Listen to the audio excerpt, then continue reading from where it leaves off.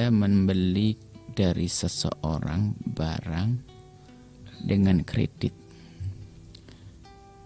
Kredit tentunya asalkan Anda sudah pilih di awal transaksi harga mana yang Anda inginkan. Yang tidak diperkenan, di sini nggak ada riba dalam bab ini, kecuali bunyinya nanti riba menjadi riba kalau Anda tidak bisa membayar lalu Anda harus menambah. Tapi di sini saya terangkan dulu bahwasanya kalau orang yang menjual kepada Anda itu menawarkan harga, biarpun bermacam-macam harga, misalnya Mbak kalau bayarnya sebulan harganya 100, kalau bayarnya 2 bulan bayarnya 110, kalau bayarnya 3 bulan bayarnya 150, pilih mana? Ini belum transaksi, ini masih menawarkan. Dan ini bukan juga tergolong menjual dengan beberapa harga. Maka kalau Anda sudah memilih, aku 3 bulan saja bayar 150.000, Anda kesepakatan dengan dia, selesai. Maka jual belinya dengan satu harga. Ini sebagian orang mengaku ini 3 harga. Oh enggak, yang 3 harga itu begini, Mbak, sebulan 100, kalau bayar 2 bulan 110, bayar 3 bulan adalah 150. Tatanya berpisah, iya saya setuju. Setujunya tidak menentukan harga mana yang akan dipilih. Maka di saat Anda tidak menentukan harga yang dipilih, itu berarti Anda akan bingung nanti. Yang ditagih mana, yang menagih yang mana. Menjadi sebab perselisihan. Tapi kalau sudah Anda pilih, sah. Dan itu tidak ada riba yang demikian itu. Karena mencari untung. 3 bulan, bayar yang 3 bulan, kan dia belinya kontan. Anggap saja dia belanja 90.000, dijual dengan kredit, sah. Kredit sah dalam Islam. Nah, kemudian setelah itu dijual kepada Anda selama 3 bulan. Nah, tidak ada riba di sini. 3 bulan 150.000 akan menjadi riba kalau ternyata setelah 3 bulan Anda tidak bisa membayar, lalu dia mengatakan tambah ya. Itu jadi riba. Sebab utang Anda hanya 150.000. Tak taunya gara-gara Anda di bulan terakhir, bulan ketiga tidak bisa membayar, kok dia minta tambah, riba baru ada di sini. Seperti itu. Saya tidak tahu seperti apa transaksi Anda, gambarannya semacam ini, Anda cocok-cocokkan saja nanti. Baik Bu ya.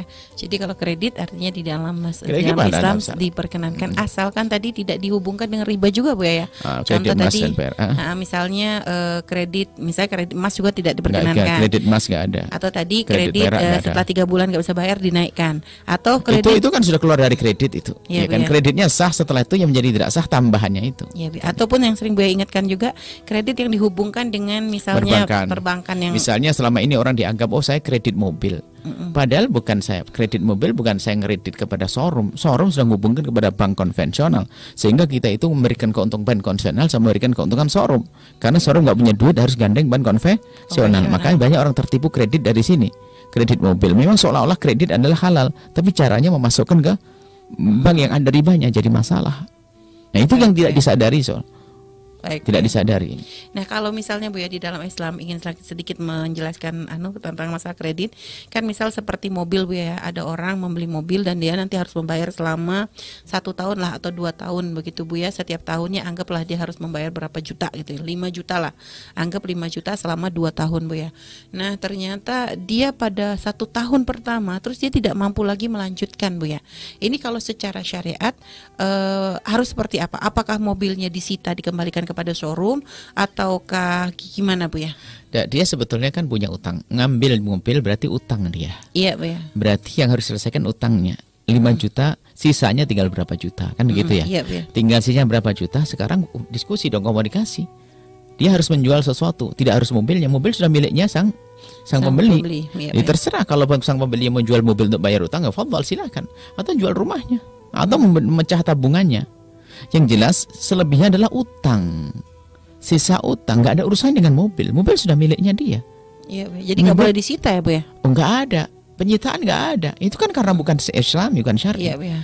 Bukan penyitaan, nggak ada. Kalau ya kan kalau sudah orang utang kan fanadhiratun ilal maisarah, kalau memang tidak mampu harus diberi tempo. Nggak boleh suruh nyuri. Memang sisi lain orang yang meminjam uang kemudian tidak membayar, sekarang bayar itu dosa besar, bisa direndahkan, remehkan. Kalau dia ibaratnya bisa mengambil dihukum. Kalau misalnya mobilnya disita gitu Bu ya, tapi bukan untuk, artinya mungkin nanti ya dijual untuk sekedar mengembalikan sisa hutang. Lalu kalau pun seandainya harus jual, yang menjual bukan yang punya mobil. Yang menjual harus yang punya mobil sekarang. Oh gitu Bu ya. Kan suka-suka. Dia rela tidak menjual. Sebab kalau tidak rela tidak akan sah jual beli. Oh gitu kecuali ya. hakim yang menjual. Hakim karena orang ini dianggap bandel, nggak bayar utang, hakim yang menjual haknya. Ya, orang ini sah-sah saja. Tapi kalau kita sebagai orang yang mengkreditkan mobil tadi kan, ya, dari showroom menjabel itu nggak bisa, secara syariat nggak dibenarkan yang dimiliki itu.